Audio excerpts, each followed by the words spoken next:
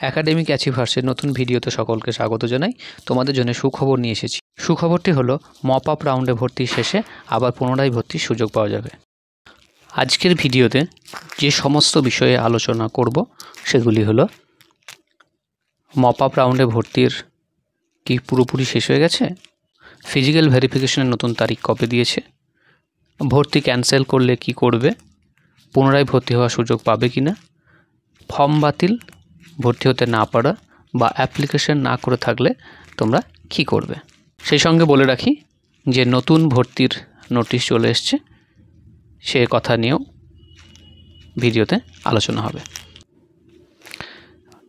Mop up রাউন্ডের admission শেষ হওয়ার পর ফিজিক্যাল ভেরিফিকেশনের যে ডেট আগে ছিল সেই ডেট পরিবর্তিত হয়েছে এবং 9 ও 10 অক্টোবর 2025 নতুন ভেরিফিকেশনের ডেট দেওয়া হয়েছে।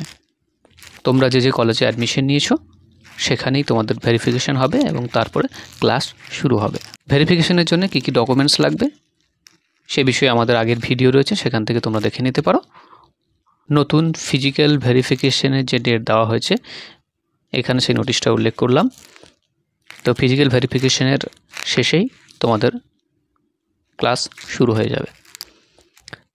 এরপরে নতুন করে অ্যাপ্লিকেশন প্রসেস শুরু হবে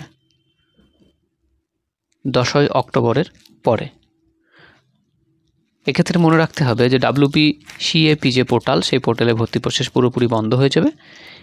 প্রতিটি কলেজ এরপরে আলাদা করে ভর্তির নোটিশ দেবে। সেক্ষেত্রে তোমাদেরকে তোমাদের আশেপাশের যে পছন্দের কলেজ সেই কলেজের যে ওয়েবসাইট আছে সেখানটা তোমরা রেগুলার চেক করবে। সেখানে দেখবে অনলাইনে ভর্তির আবেদনের নোটিশ দেওয়া হবে। তোমরা যদি পছন্দের কলেজ না পেয়ে থাকো বা কোনো কারণে ভর্তি ক্যান্সেল হয়ে গিয়ে থাকে বা কেউ ভর্তি হতে পারোনি কোনো কারণে, এইসব সমস্যা যদি কারো থেকে থাকে, আমাকে একজন মেসেজ করেছিল, তার উত্তরবঙ্গে বাড়ি অথচ সে কলেজ পেয়েছিল পূর্ব মেদিনীপুরে। তো এখানে তারও একটা সুযোগ রয়েছে নতুন করে, যদি তাদের আশেপাশের কলেজের সিট ফাঁকা থাকে তাহলে সেখানে অ্যাপ্লিকেশন করার।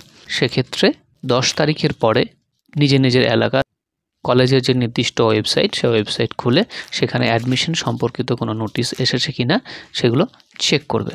কোন সাবজেক্টে বা কোন ক্যাটাগরিতে কোন সিট ফাঁকা আছে তার লিস্ট বা তথ্য দেওয়া থাকবে, আর সেই অনুসারে তোমরা তখন অ্যাপ্লিকেশন করতে পারবে। নতুন যারা অ্যাপ্লিকেশন করবে তারা পুরনো কেউ যদি ভর্তি হয়ে থাকো তাহলে কিন্তু সেই পুরনো ভর্তিটা ক্যান্সেল করবে না। আগে এখানে ভর্তির সুযোগ পেলে ভর্তি হওয়ার পরে তখন পুরনোটা ক্যান্সেল করবে।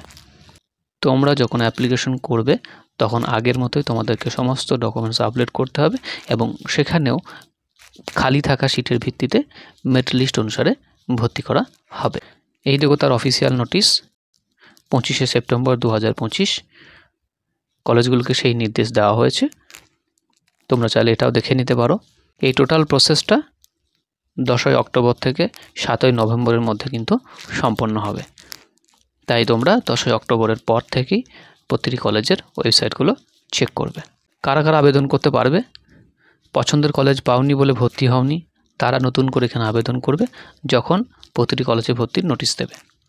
যারা একেবারেই ভর্তির আবেদন করনি তারাও করতে পারবে। মেরিট লিস্টে নাম আসেনি বা ভর্তির সুযোগ পাওনি তারাও আবেদন করতে পারবে। যারা ভর্তি হয়েছ চয়েস মতো প্রথম কলেজে অথচ সেখানে পড়তে চাও না, বা 4 ইয়ার্সের কোর্সে ভর্তি হয়েছ 3 ইয়ার্সের কোর্সে ভর্তি হতে চাও, বা মেজর নিয়ে অন্য বিষয়ে ভর্তি হতে চাও, তারাও পুনরায় আবেদন করতে পারবে। সেক্ষেত্রে নতুন করে অ্যাডমিশন ফিস দিতে হবে বা সিট ফাঁকা থাকলে তবেই সুযোগ পাবে। আর এই পর্যায়ে শুধুমাত্র খালি থাকা সিটের ভিত্তিতে কিন্তু কলেজগুলো ভর্তি নেবে। পরবর্তী ভিডিও তোমরা কোন বিষয়ে চাও সে সম্পর্কে আমাদেরকে জানাতে পারো কমেন্ট সেকশনে। আমরা চেষ্টা করব তোমাদের মতো করে ভিডিও দেওয়ার। কথা হবে আবার পরের ভিডিওতে। ততক্ষণের জন্য অনেক শুভকামনা।